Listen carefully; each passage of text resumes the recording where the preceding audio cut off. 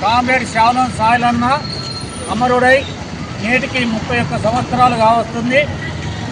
తాను సిపిఐఎంఎల్ ప్రజాతంత్ర పార్టీలో పనిచేస్తున్న క్రమంలో ఆ రోజు ఆయన పైన అరాచక పీపుల్స్ వార్ అరాచక మూట ఆ రోజు ఆయన పైన తప్పుడు ఆరోపణలు చేసి ఆయన ఒక పోలీస్ ఇన్ఫార్మర్ అనేటటువంటి ఆరోపణ చేసి పట్టుకెళ్ళి చిత్రహింసల పాలు చేసి అత్యంత కిరాతకంగా హత్య చేయడం జరిగింది. నేటికి 31 సంవత్సరాలు కావస్తున్నా ఆయన పైన మోపినటువంటి ఆరోపణని నేటికి నిజం చేయలేకపోయినరు, దాని ఆధారాలు చూపలేకపోయినరు. అంటే అది తప్పుడు ఆరోపణ అనేటటువంటిది తేలిపోయింది.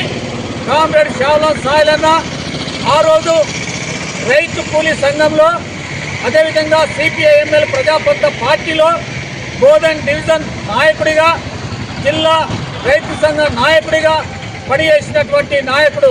ప్రజలలో మచ్చ లేకుండా ప్రజల కోసము ప్రజా సమస్యలపైన పోరాటం చేసినటువంటి వ్యక్తి. అది రైతు కూలీలు కావచ్చు, వ్యవసాయ కూలీలు కావచ్చు, అదేవిధంగా యువజన సంఘం కావచ్చు, బీడీ కార్మికులు కావచ్చు, మహిళల సమస్యల కోసం, విద్యార్థుల సమస్యల కోసం జరిగిన పోరాటాలలో ముందున్నటువంటి వ్యక్తి.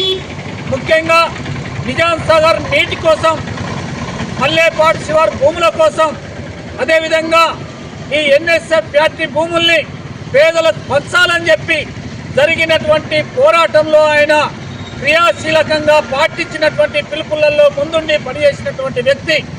ఈరోజు ఆయన మన నుండి దూరమైనప్పటికీ, ఆయన భౌతికంగా లేకపోయినప్పటికీ ఆయన చేసినటువంటి సేవలు ప్రజల్లో చిరస్థాయిగా నిలిచిపోతాయి.